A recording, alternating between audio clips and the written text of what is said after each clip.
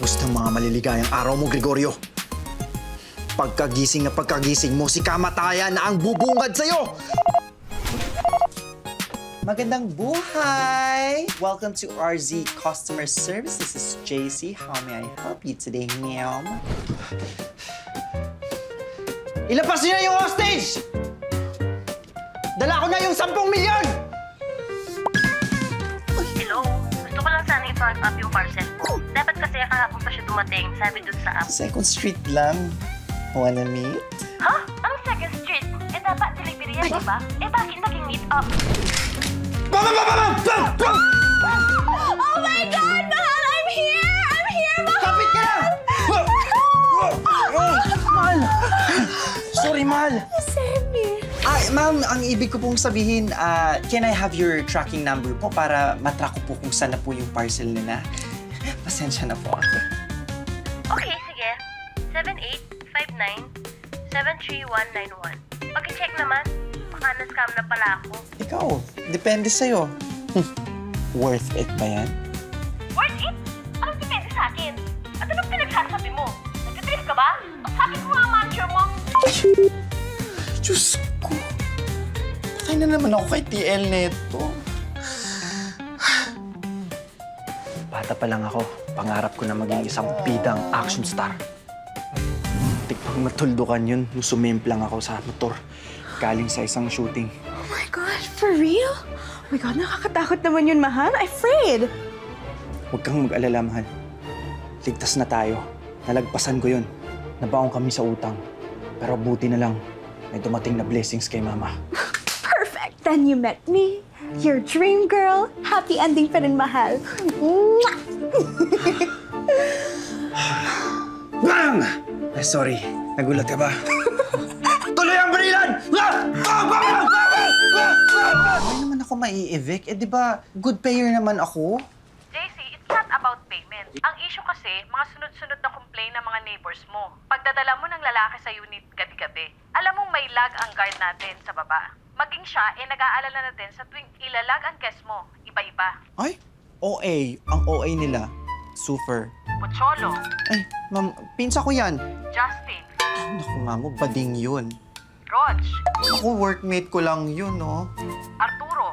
Isa-isahin pa natin talaga. Sige na, please, mamo. Magmamakaawa ko. Huwag naman ako i-evict. Magpa-pay na ako and good girl na. Promise. Pasensya ka na talaga, JC. Mas iniisip ko kasi ang kapakanan ng nakararami. Ibabalik ko na lang ang binayad mong advance. Sige, mamo. Thank you. At yan na ang araw mo. Okay.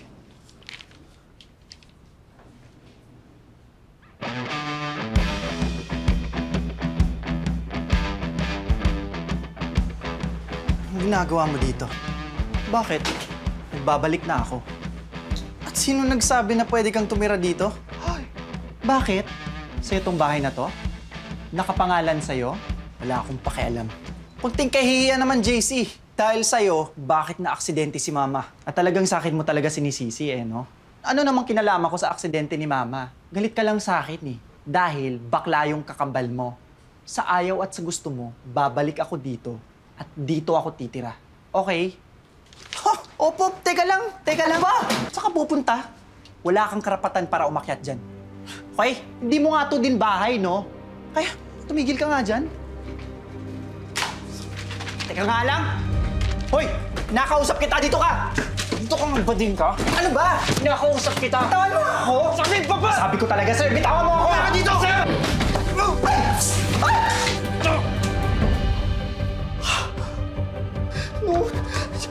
JM, no! My God! JM! My God, JM! JM! Uy, huwag kang magbibiro ng ganyan! Tulong!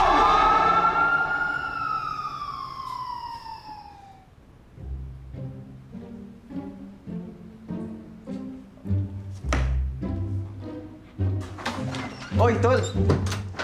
Ito, bigay ng client. Kailangan mo i-shoot to para saan? Sino ka naman, Aber? Anong sino ka? Tsaka, galing mo ah. Hindi ko alam tumatanggap ka na pala ng gay role ah. Who are you ba? Tsaka bakit ang dami mo entry? Anong who are you ba? Lakas ang tama mo ah. Alam mo, if you're one of the boys ni JM, wala akong oras para makipagbiruan sa'yo, okay? He's not here. Nasa ospital siya. Hoy, John Matthew, hindi nakakatuwa yung ginagawa mo, ha? Anong karakter ba yan at hindi ka makaalis? Ano, nahipan ka na ng masamang hangin? Gosh. Unang-una sa lahat, I am not John Matthew, okay? Ako si John Carlo. JC for short. Pangalawa, hindi ako naihipan ng hangin o naengkanto o kung ano may iniisip mong fairy tale dyan, okay? And pangatlo, yung kambal ko hinahanap mo, wala siya dito. Nakoma nga siya.